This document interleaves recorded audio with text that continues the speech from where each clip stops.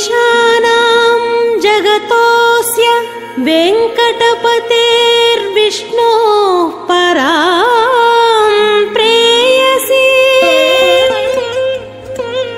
तद्वक्षस्थलनित्यवासरसिकां तत्क्षान्ति संवर्धिनी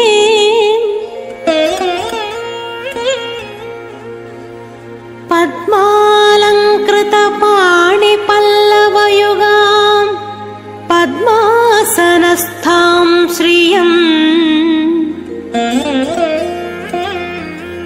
वात्सल्यादिगुणोज्ज्वलां भगवती वन्दे जगन्मातरम्।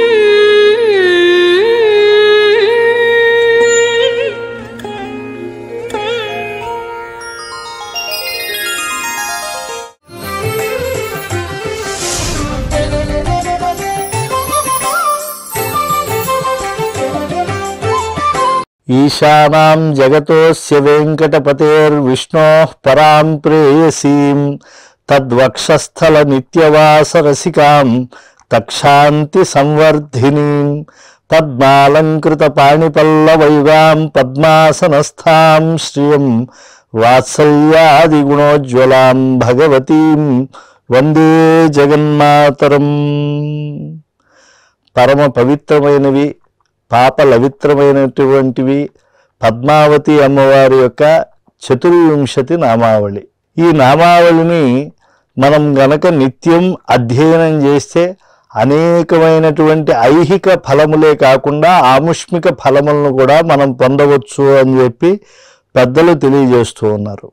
ఒక చిన్న బీజముల యందు మహా వటవృక్షములు ఎలా నిక్షిప్తమై ఉంటాయో అలా పద్మావతి అమ్మవారి నామావళిలో ఆ ప్రత్యేకతలు అన్నీ కూడా చక్కగా పొందుపరచబడి ఉన్నాయి. సాక్షాత్తు దేవేంద్రులు వారు తనకు పునః ఐశ్వర్యం లభించినప్పుడు చెప్పినటువంటి గొప్పవైనటువంటి నామములు లేదా నామరూపములైనటువంటి మంత్రములు తప్పించి ఇవేవో అక్షరముల గుంపుగా మనం భావించకూడదు. లేదా మనకు 10వ రోజున పెట్టేటువంటి నామముల్లాంటివి కావు ఇవి. ఇవి మనల్ని తరింపజేసేటువంటి గొప్ప దివ్య భవ్య నామావళి. వాటిని వరుసగా వాటి అర్థముతో పాటు ముందుగా తెలుసుకుందాం. ఓం శ్రీ నమః. శ్రీ శబ్దానికి అనేక అర్థములు ఉన్నాయి. వాటిని మెల్లిగా తెలుసుకుందాం. ముందుగా సాధారణమైన అర్థం ఓ శ్రీదేవి నీకు నమస్కారము లేదా ఓ శ్రీ స్వరూపిణి నీకు నమస్కారము. రెండవ నామం ఓం లోకధాత్ర్యై నమః. లోకమును సృజించే శక్తి కలిగినటువంటి తల్లి నీకు నమస్కారము. ఓం బ్రహ్మమాత్రే నమః. ఓం బ్రహ్మదేవుని తల్లి నీకు నమస్కారము. ఓం పద్మనేత్రాయై నమః. పద్మముల వంటి గొప్ప కనులు కలిగినటువంటి తల్లి నీకు నమస్కారము. ఓం పద్మముఖ్యై నమః. పద్మము వంటి ముఖము కలిగిన దాన నీకు నమస్కారము. ఓం ప్రసన్న ముఖపద్మాయై నమః. ప్రసన్నమైనటువంటి ముఖపద్మం కలిగిన తల్లి నీకు నమస్కారం. ఓం పద్మకాంత్యై నమః. పద్మము వంటి శోభ కలిగినటువంటి తల్లి నీకు నమస్కారం. ఓం బిల్వవనస్థాయై నమః.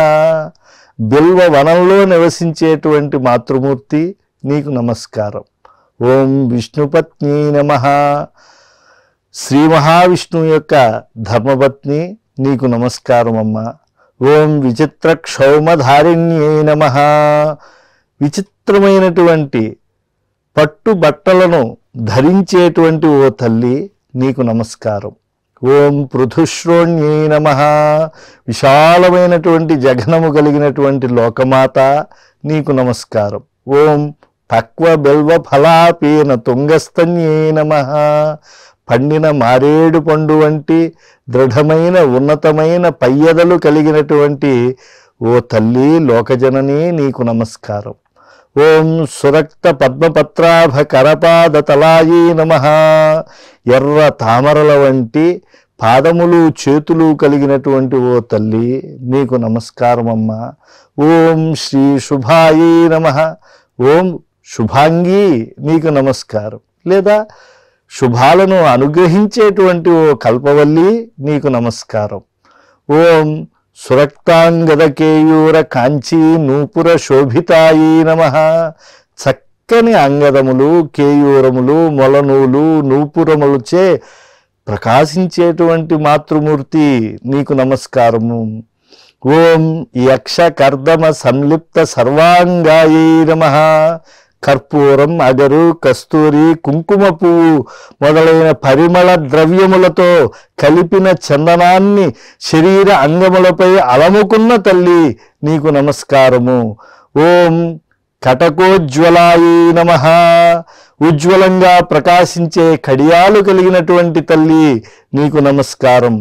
ఓం మాంగళ్యాభరణైశ్చిత్రైః ముక్తాహారైః విభూషితాయే నమః. చిత్రమైన మంగళకరమైన ఆభరణములచే, ముత్యాల హారములచే అలంకరింపబడినటువంటి ఓ తల్లి నీకు నమస్కారం అమ్మా. ఓం తాటంకైరవతంసైశ్చ శోభమాన ముఖాంబుజాయే నమః. చెవి కమ్మల చేత కర్ణభూషణములతో ప్రకాశిస్తూ ఉండేటువంటి ముఖపద్మము కలిగినటువంటి తల్లి నీకు నమస్కారం. ఓం పద్మహస్తాయే నమః. ఎల్లవేళలా పద్మమును చేతులయందు ధరించినటువంటి తల్లి నీకు నమస్కారం. ఓం హరివల్లభాయే నమః. హరివల్లభురాలు అంటే శ్రీనివాస స్వామికి ప్రియురాలైనటువంటి తల్లి నీకు నమస్కారం అమ్మా. ఓం ఋగ్యజుస్సామ రూపాయే నమః. ఋగ్వేద, యజుర్వేద, సామవేద స్వరూపిణి నీకు నమస్కారం అమ్మా. శ్రీ విద్యాయే నమః. విద్యాస్వరూపిణి నీకు నమస్కారము. ఓం శ్రీ అబ్ధిజాయే నమః. సముద్రరాజతనయ నీకు నమస్కారం అమ్మా. నీ కృపా కటాక్షాలతో చూడు లోకమాత లక్ష్మీదేవి మమ్మల్ని అనుగ్రహించు. నీ కృపా కటాక్షములను పొందినవారు బ్రహ్మత్వాన్ని, రుద్రత్వాన్ని, ఇంద్రత్వాన్ని పొంది సర్వవేళల్లో సుఖిస్తూ ఉన్నారు. ఈ యొక్క నామావళిని ఎప్పుడు ఇంద్రుడు స్మరించాడు అని అంటే రాక్షసుల యొక్క దౌష్ట్యము చేత ఐశ్వర్యాన్ని కోల్పోయినటువంటి సమయంలో దేవతలందరితో కూడినటువంటి దేవేంద్రుడు భూలోకంలో తిరుచానూరులో వెలసినటువంటి పద్మ సరోవరంలో ఆ లక్ష్మీ అమ్మవారిని దర్శించి పూర్వ ఐశ్వర్యాన్ని ప్రసాదించమని ప్రార్థించారు అని మనకి స్కాంద పురాణం, వరాహ పురాణంలో తెలియజేయడం జరిగింది. కనుక స్కాంద, వరాహ పురాణాల్లో ఉండేటువంటి ఈ సత్యాలను మనం తెలుసుకుందాం. అఖిలాండ కోటి బ్రహ్మాండ నాయకుడైన శ్రీ వెంకటేశ్వర స్వామి వారి పట్టపురాణి హృదయేశ్వరి ఈ పద్మావతి అమ్మవారు.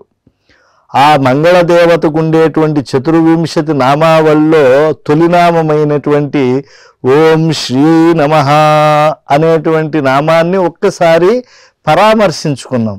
ఓ శ్రీదేవి నీకు నమస్కారం, లేదా ఓ శ్రీ స్వరూపిణి నీకు నమస్కారము అన్నారు. ఇక్కడ శ్రీ అంటే 6 ప్రధానమైనటువంటి ఉత్పత్తి అర్థాలు చెప్పారు. శ్రీ శబ్దం శ్రితాస్యన్యై సర్వైః శ్రేయసి రమణం సంశ్రితగిరః శృణోషి ప్రేయాంసం శ్రితజనవచః శ్రావయసి చ శృణాస్యేతద్దోషాన్ జనని నిఖిలాన్ సర్వజగతీం గుణైః శ్రీణాసిత్వం తదిహ భవతీం శ్రీరితి విదుః. శ్రితాస్యన్యై సర్వైః అందరి చేత ఆశ్రయించబడుతుంది లక్ష్మీదేవి. కనుక అమ్మ లోకమాత. అందుకే అఖిల జగన్మాతరం అస్మన్మాతరం అన్నారు భగవద్ రామానుజులు. ఆ తల్లిని ఎవరు ఆశ్రయించారు? ఆశ్రయించేటువంటి వారు ఎవరు? దేవతలు.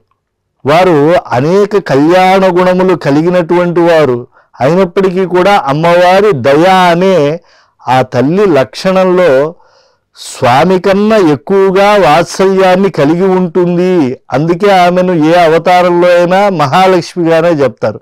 సీతగా అవతరిస్తే సీతా మహాలక్ష్మి. రాక్షసుల పట్ల ఎంత వాత్సల్యంతో ఆ తల్లి ప్రవర్తించింది. పాపానాం వా శుభానాం వా వధార్హాణాం ప్లవంగమ కార్యం కరుణమార్యేణ నకశ్చిన్నాపరాధ్యతి. ఆంజనేయ స్వామి వారు, ఓ సీతామహాలక్ష్మి, నిన్ను సూటిపోటి మాటలతో వేధించినటువంటి వారు కదూ ఈ రాక్షస స్త్రీలంతా కూడా. ఆ రావణుని ఆజ్ఞలను పాలించినటువంటి ఈ రాక్షస స్త్రీలందరినీ కూడా నేను హతమారుస్తాను అన్నప్పుడు సీతమ్మ వారు, ఆంజనేయ ధర్మాత్ముడివే, పాపాత్ముల పట్ల కానీ పుణ్యాత్ముల పట్ల కానీ సజ్జనులు ఎప్పుడూ దయనే చూపించాలి. మనని హింసించిన వారి పట్ల కూడా మనం కరుణతో ఉండాలి అని ఉపదేశించినటువంటి లోకమాత సీతామహాలక్ష్మి. అటువంటి కల్పవల్లే నేడు తిరుషుకనూరులో పద్మావతీదేవిగా విలసిల్లుతోంది. ఆ తల్లిని ఎల్లవేళలా ఆశ్రయిద్దాం. శ్రేయసి రమణం అన్నారు రెండో ప్రయోగం. అంటే శ్రీ శబ్దానికి అర్థం చెబుతూ ప్రియుడైన విష్ణువుని ఆశ్రయిస్తున్నది. అంటే భగవంతుడు ధర్మ సంస్థాపన కోసం ఎన్నో అవతారాలు ఆయన ధరిస్తూ ఉంటాడు. స్థాపకాయచ ధర్మస్య ప్రశమనో తదితరాయచ. ఆ సమయంలో మహావిష్ణువుని ఆశ్రయించి ఉండి భక్తులను రక్షించేందుకు శ్రీహరితో దయావాదం చేసేటువంటి ఆ కరుణామ తల్లి శ్రీ మహాలక్ష్మి అవతరిస్తూనే ఉంటుంది. మొదట భృగువంశమందు, ఆ పిదప ఉదధి సుధకై సురాసురులు చిల్క ఉదయమైతి ధర్మ సంస్థాపనార్థమై దైత్య దమనుడెప్పుడే అవతారమ్ములు ఎత్తుచుండు అప్పుడు అనురూప దేవ తిర్యంగ్ మనుష్య తనువులన్ సహధర్మణీత్వము భజింతు. అతడు ఆదిత్యుడైనప్పుడైతి పద్మ, అతడు భృగురాముడైనప్పుడైతి ధరణి, అతడు శ్రీకృష్ణమూర్తి అవతరింప నీవు రుక్మిణి వైతివి. నేటి కలిని స్వామి శ్రీ వెంకటాచలేశ్వరుడు కాగా వేట్క అలమేలు మంగవై వెలసి భక్త సులభవై ఆశ్రితుల పాలి సురభివగుచు వరలుచుంటివి శ్రీ శుకపురిని నీవు మాత పద్మావతి జయమంగళము.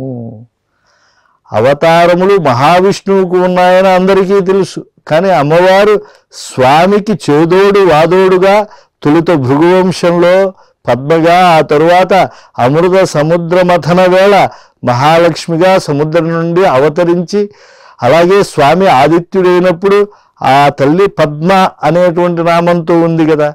స్వామి భృగురాముడైనప్పుడు అమ్మవారు ధరణిదేవిగా ఉదయించింది కదా. స్వామి భృగురాముడైతే తల్లి సీతా మహాలక్ష్మిగా లోకంలోకి వచ్చింది కదా. స్వామి శ్రీకృష్ణమూర్తి అయినప్పుడు తల్లి రుక్మిణీరమణిగా విలసిల్లింది కదా. నేటి కలిలో స్వామి వెంకటేశ్వరుడు అయితే అమ్మ అలమేలు మంగగా వెలసి ఆశ్రితుల పాలిట కల్పధేనువై కామధేనువై వెలుగొందుతూ ఉన్నది. అంటే స్వామివారి యొక్క వక్షస్థలంలో నిత్యానుపాయనిగా అమ్మవారు ఉన్నది. అమ్మ ఒక్కసారి ఆగు తల్లి అని చెప్పి ఆ అమ్మను ప్రార్థిస్తే స్వామి ముందు మనం దర్శనం చేసుకునేటప్పుడు ఒక సమయం అక్కడ ఉండిపోతాం. అంటే అక్కడ అదృష్టం ఏమిటి అనంటే ఆ తల్లి అష్టవిభూతులతో ఉంటుంది. వక్త్రాబ్జే భాగ్యలక్ష్మి, కరతల కమలే సర్వదా దానలక్ష్మి, దోర్దండే వీరలక్ష్మి, హృదయ సరసిజే భూత కారుణ్యలక్ష్మి, ఖడ్గాగ్రే శౌర్యలక్ష్మి, మైతు విజయతాం సర్వ సామ్రాజ్యలక్ష్మి. ఇలా స్వామి నిత్య విభూతి యందు లీలా విభూతి యందు అనేక విధములుగా ఆయనను ఆశ్రయించి ఉండే పరమకళ ఆ లక్ష్మీ మంగళదేవత. అందుకే సంశ్రితగిరహ, ఆశ్రితుల మాటలను ఆ అవతారాల్లో అమ్మ వింటుంది, వినిపింపజేస్తూ ఉంటుంది. ముందుగా వింటుంది, ఆ మహాలక్ష్మీదేవి ఎవరు ఆర్తితో తనను గాని తన నాథుడైన శ్రీ మహావిష్ణువును గాని ప్రార్థిస్తారో ఆశ్రయిస్తారో వారిని కరుణించడంలో కల్పవృక్షానికి పైమెట్టులో ఉండేటువంటి కరుణాస్వరూపిణి. ఎందుకంటే స్వామి అన్ని కల్పములకు వృక్షము కదా. ఎవడు నీకు అంజలి ఘటించు ఎప్పుడేని అతనికి ఐశ్వర్యము అక్షరగతి నొసంగి కించిదు ఉచితోపకృతి సల్పుదొంచు సిగ్గు చెందెదట ఇంత ఔదార్యమెందుగలదు. భక్తుల ఆర్తితో నమస్కరిస్తే వారిని ఆపదల నుంచి ఉద్ధరించి ఉన్న స్థితి నుంచి సమున్నత స్థితికి చేర్చేటువంటి లక్ష్మీదేవత. భక్తులు ఎప్పుడన్నా కృతజ్ఞతతో మాకు అమ్మ స్వామి నుంచి ఇంత అనుగ్రహాన్ని ఇప్పించావే అని పలికితే అయ్యో నేను చేసింది మీకు కొంచెమేనయ్యా అని చెప్పి ఆశ్రితులకు అండదండగా ఉండే తల్లి ఇంత ఆదరిస్తున్నారని తన భక్తుల పట్ల ఆ తల్లి ఇంకా ఎక్కువ ఇవ్వాలి కదా అని చెప్పి బాధపడుతూ బెంగపెట్టుకుని సిగ్గుపడుతూ ఉంటుందిట. అంటే ఏమీ ఆశించకుండా ఆశ్రయించినటువంటి వారి పట్ల ఇంకెంతగా ఉంటుంది. అంటే చిన్న కైంకర్యానికే పరిపూర్ణ అనుగ్రహాన్ని ఔదార్యాన్ని ఏ విధంగా ఏ తల్లి ఇస్తున్నదో ఆ తల్లిని ఏ వస్తువుతోనో లేదా ఏ దేవతనోనో మనం పోల్చలేం. ఆ కల్పవల్లి పైగా మన యొక్క శతసహస్రాపరాధములు సలుపుతూ ఉంటాం కదా.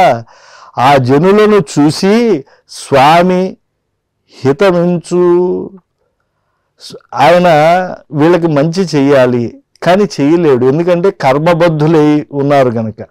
జనకు బోలే అప్పుడు అమ్మవారు ఏం చేస్తుంది అంటే ఉరువి నిర్దోషుడు ఎవడంచు, అసలు ఈ భూమిపైన దోషం లేనివాడు ఎందుకు పుడతారయ్యా అని ఉచితమాడి ఆయనను చల్లబరుస్తుంది ఆ తల్లి. కనుక మా జనని వైతి అన్నారు మహాకవులు. జీవుడు అనేక అపరాధాలు చేసి దేవదేవుడు ఉత్తమ మానవ జన్మమెత్తి ఇన్ని దోషాలు చేస్తున్నాడే అని కొంతన్నా కోపగిస్తాడు కదా. అప్పుడు జన్మం ఎత్తాడంటే కొంతన్నా దోషం కర్మవశాత్తు ఉంటుందయ్యా, అంత మాత్రానికే వాడికి ఏమీ చేయనంటావా?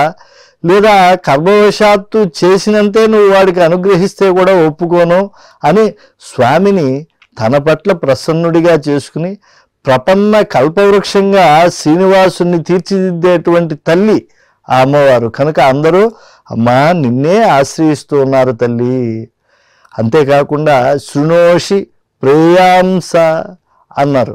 అంటే ఆర్తుల కష్టాలను భర్త అయినటువంటి శ్రీ మహావిష్ణువుకి వినిపింపజేస్తూ ఉంటుంది. అంటే భక్తులు ఏం తప్పు చేశారు అని ఆయన కర్మఫలానుసారం కటాక్షించేటువంటి వాడు విశ్వరక్షకుడు. ఆ సత్యాన్ని మనకు పురాణాలన్నీ తెలియజేస్తూ ఉన్నాయి. ఎందుకంటే మత్ప్రాప్తిం ప్రతి జంతూనాం సంసారే పతతాం మధ లక్ష్మీ పురుషకారత్వే అంటే స్వామిని చేరాలని జీవకోటి సంకల్పించినా వారి కర్మలు పూర్వం చేసినటువంటివి వారికి ప్రతిబంధకాలు అవుతూ ఉంటాయి. అప్పుడు లక్ష్మీదేవత పురుషకార స్వరూపిణి అంటే పురుషనోతి, వారికి లభించవలసినటువంటి ఫలం కన్నా ఎక్కువగా అనుగ్రహాన్ని ఇప్పించేందుకు స్వామితో దయావాదం చేసేటువంటి కల్పవల్లి శ్రీ మహాలక్ష్మి. మంగళాశాసనపరైర్మదాచార్య పురోగమైః సర్వైశ్చ పూర్వైరాచార్యైః సత్కృతాయాస్తు మంగళం. లక్ష్మీ సవిభ్రమాలోక శుభ్రో విభ్రమ చక్షుషే సర్వలోకానాం వెంకటేశాయ మంగళం.